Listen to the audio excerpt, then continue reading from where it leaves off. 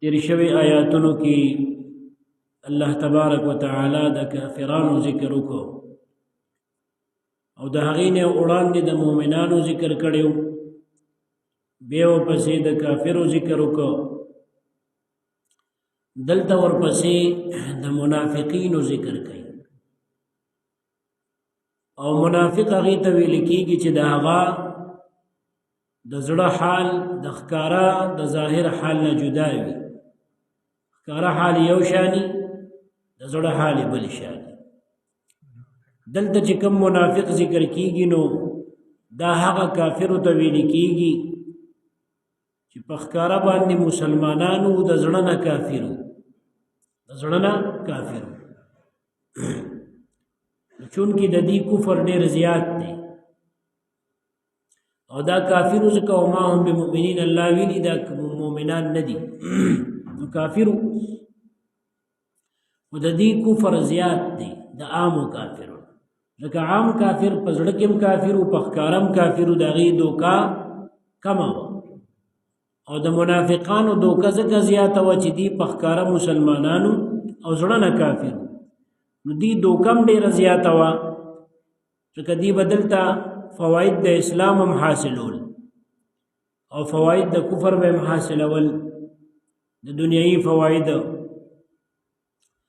نو دلته د دې دا دوکه زیاته نو ځکه الله تعالی په 14 آیاتونو کې د دې هغه بد خویونه او خراب خصلتونه او د دې هغه باطني خبث او بیکاري بیان کړې ده د کافرو هغه 2 آیاتو کې بیان کړ او د منافقانو هغه په 14 کې بیانوي وجه دا ده چې د دې کفر زیاتو دی با د اسلام نه د فائدې اخیستلو د پاره په ښکاره کلمه وي اورنه خو کافر نو الله د دې ټول حال دلته بیان کړی دی چې دې ځړنه څنګه دی او په ښکاره څنګه دی او دا ولی دی او د دې عادتونه څه دي دې ښکاره بیان کړل مؤمنانو ته صحابه او ته نبی علیه السلام ته دا واضح و ځکه دا علامې هغې کې چې کومو منافقانو کې موجود دي هغې پېژندل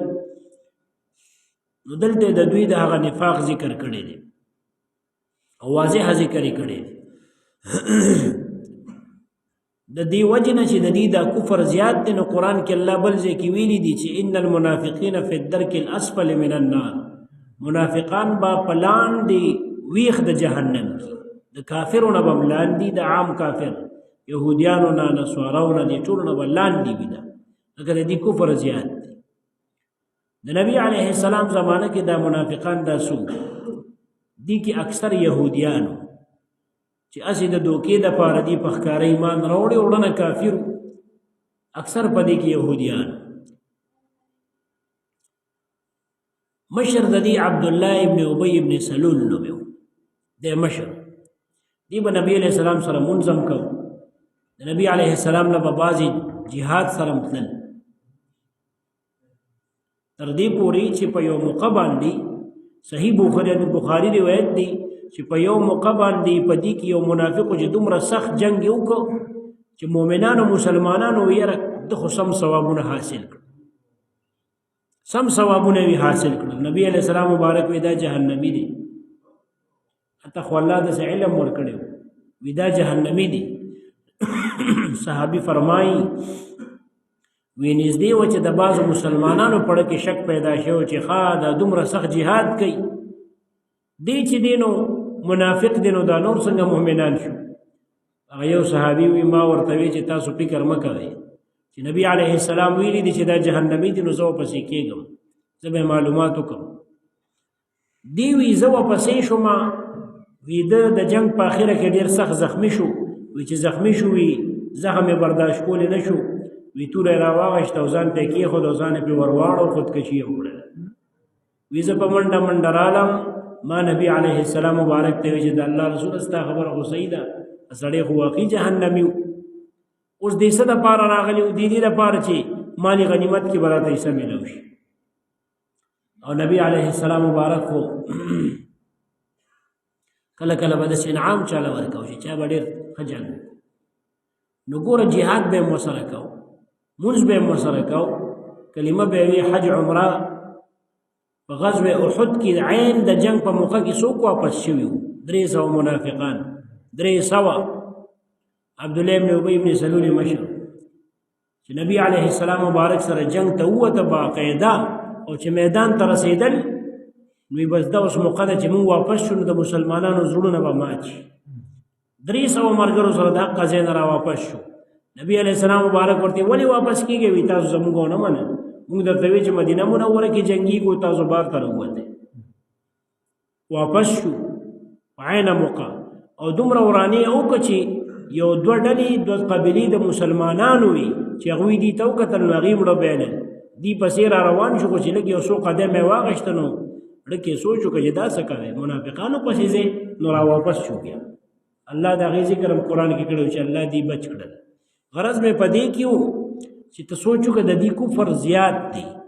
ځکه الله په دې د دې په مذمت کې آیاتونه هم زیات ذکر کړي او د دې سزا په جهنم کې ټولو نه لاندې ده ځکه د دې دوکه ډېره غټه وه نبی علیہ السلام مبارک او صحابو ټولو خلکو ته وی چې موږ مسلمانانو بیا خپل منځ کې موږ خدای هم دوکه کو او د خدای رسول هم دوکه کو او مسلمانان هم دوکه کړل الله دلته ذکر کړی وی دي خپل ځان دوکه کوي موږ نه شي دوکه کولی او نبی علیہ السلام دوکه کولی شي نو په دې آیات کې د هغې ذکر دی نو فرمایي ومن الناس بعضې د خلکو نه من هغه دی یقولو چې وایي آمنا موږ ایمان راوړو بالله په الله باندې وبالیوم الاخر او پورز د آخرت باندې والله فرمایي وما هم بمؤمنین دا مؤمنان نه دي یخادعون الله دی په خپل ګمان کې الله سره دوکه کوي والذین آمنوا هغه کسانو سره دوکه کوي چې ایمان راوړو وما يخدعون دی دوکه نه کوي الا انفسهم مگر ځان سره کوي د دوکې نقصان هم دي ته دي وما يشعرون خو دي نه پوهېږي په دې خپله دوکه په دوکه ولې نه پوهېږي چې فی قلوبهم مرض نړه کې د نفاق او د کفر مرض دی فزادهم الله مرضا الله تعالی د دې دا مرض نورم زیات کړ دی ولا سزا ورکړه او یا د اخري دی وضاحت بیا کوم ولهم اشتد دوی د پاره عذاب الیم درد ورکون کی او دردناک عذاب بما په سبب د هغه څه کانو یکذبون چې دی به دروغ وایي دې کې دا دوا آیاتونه وشو په دې کې د دې صرف دغه یو دوکه ذکر کیږي نور پسې په یو یو آیات کې د دې ځان له دوکې دا ذکر کیږي نو دلته په دې آیات کې راځي چې دی موږ الله او رسول باندې ایمان راوړی دي دې مؤمنان نه دي بیا وی دی الله سره دوکه کوي دا لفظي ترجمه مې درته وکړه کنه چې دی الله سره دوکه کوي نو ته به الله سره خو څوک دوکه نشي کولی ځکه دوکه خو دې ته وایي چې یو سړي ته په ښکاره باندې ته همدردۍ اظهار کې او د ښه سلوک اظهار کې او په زړه کې دې ورته سازش وي په زړه کې دې ورته نقصان رسول وي دې ته دوکه وایي نو الله سره خو څوک داسې دوکه نشي کولی نو جواب دا دی د دې دوه جواب دي یو جواب دا دی چې اصل کې دی خپل ګمان کې الله سره دوکه کوي دی وایي چې ګنې مونږ الله دوکه کوو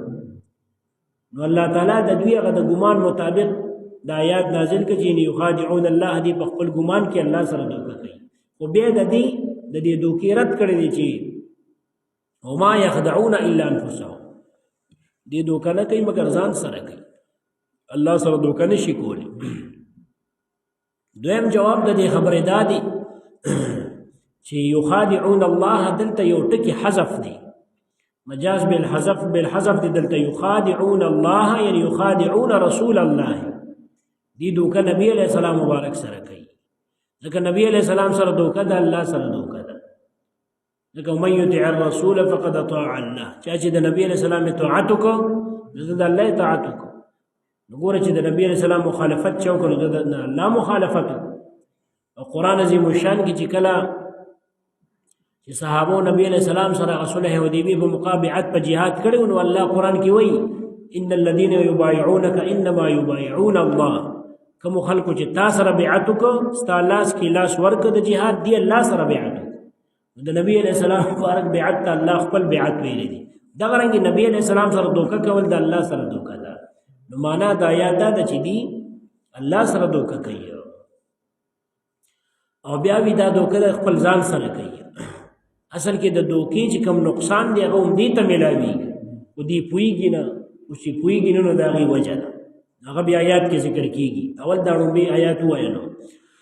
ومن الناس بعضې د خلکو نه من هغه څوک دی یقولو چې وایي آمنا مونږ ایمان راوړم بالله په الله تعالی باندې وبالیوم الآخر او په ورځ د آخرت باندې وما هم بمؤمنین خو نه دي دوی مؤمنان نه دي ایمان راوړونکي الله فرمایي ایمان پر اختیا په حقیقت کې دی نه دی راوړی دی هسې دوکه کوي دروغ وایي یخادعون الله دی دوکه کوي الله تبارک وتعالی سره په خپل ګمان کیا یہ معنی دا یخادعون الله دی دوکه کوي نبی علیه السلام سره والذین او هغه کسانو سره آمنو چې ایمان راوړل وما يخدعون او دی دوکه نه کوي الا انفسهم مگر ځانونو سره کوي یعنی دی چې دا کومه دوکه کوي د دې نقصان او سزا دی ته ده لکه موږ پښتو کې هم دا وایو که نه خلکو سره وي دوکه نه کوي ځان دوکه کوي مطلب دا دی چې د دوکې سزا دی ته میلاویږي نو الله فرمایي وما يخدعون دی دوکه نه کوي الا انفسهم مگر ځانونو سره کوي وما يشعرون خو دوی نه پوهېږي په دې نه پوهېږي چې دوکه دا موږ ځان سره کوو په دې نه پوهېږي چې د دې دوکې نقصان موږ ته دی اوس دا پوهېږي ولې نه نو الله فرمایي د دې په زړونو کې یو مرض دی په دې وجه نه پوهېږي مرض څه ته وایي مرض دې ته ویل کېږي چې ستا د وجود ته داسې یو مسله پېښه شي داسې یو مسله ستا وجود ته پېښه شي چې ستا وجود د اعتدال نه وباسي د درمیانوالي نه وباسي او متاثره شي او هغسې کارکردګي نه کوي څنګه چې نور کله کوي دې ته مرض وایي بیا دا مرض په دوه قسمه دی یو جسمانی دی یو نفسانی دی جسمانی مرض دا چې وجود باندې دی بیماری وي نفسانی مرض دا چې زړه کې دی بغض وي کینه وي حسد وي مسلمان سره د دوکې جذبه داسې کبر وي غرور وي خودپسندي وي دا نفسانی مرضونه دي منافقت وي حسد وي الله او رسول سره دشمنی وي مؤمنانو اولیاء سره دشمنی وي دا د مرض دی نو الله فرمایي د دې په زړونو کې مرض دی نو دینه دا د موجوده چې کوم دا د هارت بیماریان دي هغه نه یادي د زړه هغه جسمانی بیمارو کې دي دینه مراد نفسانی بیماری دي د دې په زړونو کې مرض دی دا کم مرضو حسد مرضو شکو نفاق منافقتو دغه رنګي نور د الله او د رسول سره دشمنی تکذیب او انکار او دا ټول د دې مرضونه اوس د دې دا داسې مرض چې د دې په وجه باندې دې په دې نه پوهېدل چې دا دوکه مونږ کوو په خپل ګمان کې الله او رسول سره او مؤمنانو سره او دا ځان سره ده په دې نه پوهېدل ځکه چې کله یو کس د چا په دشمنۍ کې انتها ته ورسي که نه نو دی بیا په دغه دشمنۍ کې هغه سره هر یو څیز روا ګڼي او دې ته په دغه دشمنۍ کې دته دروغ نه ښکاري حسد او کینه دا ورته دروغ نه ښکاري منافقت ورته دروغ نه ښکاري هر ناروا کار ورته روا ښکاري خو چې مقابل راسم نه دا څه دا کار کړي د ده پړه کې دا نفسانی مرضونه نو منافقانو پړه کې دا نفسانی مرضونه دی بچې مؤمنانو سره او نبی علیہ السلام سره د دوکې اظهار کولو خیال پیدا چې بس دا خو مونږه د دشمنی کو بس څومره په کوشش پکې به کوو او چې څومره به کامیاب شو خوشالېدل به داسې به ورته پته نه لګېده چې هم د دې دوکې نقصان الټه مونږ ته دی نو الله فرمایي د دې ډکې مرض دی او الله د دې مرض زیات کړ مرض یې څنګه زیات کړ نو یا خدا خیری دی لکه قرآن عظیم الشان کې مختلف ځایونو کې قاتلهم الله الله دې تباه کړي دلته فزادهم الله زیات دي کې الله د دې دا مرض دا یا خیری دی دوی ته او یا دا الله خبر ورکړي چې الله ول دا مرض زیات کړ دا مرض ولې زیات کړ ځکه دې دا دومره سخت مقابلو کې دوکې ډېره زیاته شوه او د نبی علیہ السلام معجزات یې مولید او حقانیت هر څه ولید او بیا هم دې انکار کوي او دوکه کوي نو الله تعالی ولا سزا دا ورکړه چې دا مرض ولا زیات کړ لکه څنګه چې کافر ولا سزا ورکړي او پړې ولا مهر لګولي یاد دي شي تیر آیاتونو کې چې ذکر دا غو شو چې د دې د کفر سزا دا شو چې پړونو باندې ولا الله مهر لګاو او سترګو ته ولا پردي ځوړن دي کړی په شان د پردو داسې اوسې چې دی حق نه ویني او نه د حق متعلق سوچ کوي او نه حق اوري څنګه چې هغې ته هغه سزا میلاو شو نو دغه رنګې دې ته دا سزا میلاو شو چې دا مرض یې ښه نه شو بلکې زیات شو او دې دپاره به وي درناک عذاب هم وي درناک عذاب به وي په څه په وجه چې دې دروغ وایي ګوره دا منافقت هم دروغ دی که ځکه چې په ښکاره وایي الله واحد لا شریک ذات دی او نبي علیه السلام د الله رسول دی او په ډکې داسې نه وایي نو دروغ دی نو ګوره دا دروغ دومره یو غټه ګناه ده او نقصاني ګناه ده چې د دې په وجه باندې منافقان د کافرو نه بدتر شو چې د دروغو په وجه منافقان د کافرو نه بدتر شو دا دومره غټه ګناه ده د دې وجه نه نبی علیه السلام مبارک وي دروغ پیژني دروغ څه ته وایي دروغ دې ته وایي چې په حقیقت کې یو شي څنګه وي ته د هغې خلاف بیانوي او پته یې درته چې دا داسې ده دا دروغ چې حقیقت کې یو شي څنګه وي ته د هغې خلاف بیانوي دا دروغ دی دا ګناه کبیره ده خو دا ګناه کبیره سړی جهنم ته رسي لکه منافقان چې کفر ته رسولي نو ځکه نبی علیه السلام مبارک وایي رښتیا وایه دروغ مه وایه ځکه څوک چې رښتیا وایي نو دې د الله په نس باندې ریښتونې ولیکلی شي ځکه فرمایي رښتیا وایه ځکه رښتیا چې کوم دی جنت ته سړی بوځي او همیشه سړی رښتیا وایي تر دې چې د الله په نس دې ریښتونې ولیکلی شي او بیا وایي دروغ مه وایه ځکه چې دروغ سړی ګناه ته بوځي او ګناه سړی جهنم ته بوځي او همیشه سړی دروغ وایي تر دې چې الله تبارک وتعالی په نس دې دروغجن ولیکلی شي او بل حدیث مبارک کې داسې راځي چې د یو سړي د دروغجن کېدو دپاره دا یوه خبره کافي ده چې دې سم واوري نو دې بیانوي تحقیق نه کوي یو سړی وایي که نه چې ته دا دروغجن دی او که نه وي د ده دروغجن کېدو دپاره دا یو خبره کافي ده چې سم اوري بس بل ته یې وایي تحقیق نه کوي چې دا ما ته چا سوي دا ریشام دی او که نه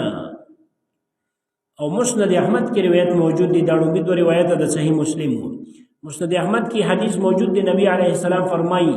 مومن به هغه ټیمه پورې کامل نشي کامل مومن به نشي تر څو چې دې دروغ په ټوکو کې پرې نه دي تر څو چې دروغ په ټوکو کې پرې نه دي تر هغې به کامل مومن نشي